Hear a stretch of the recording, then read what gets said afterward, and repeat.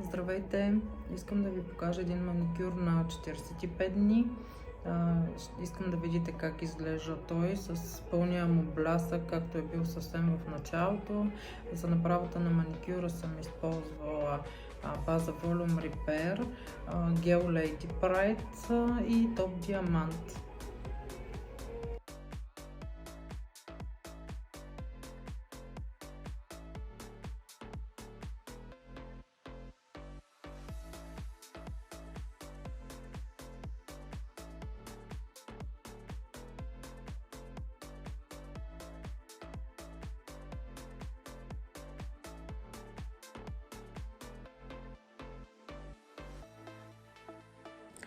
И така, ето го новия маникюр.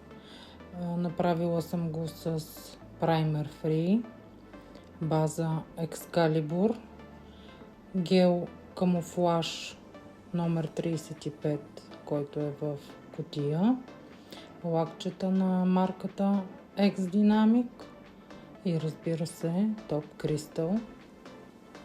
Това беше от мен.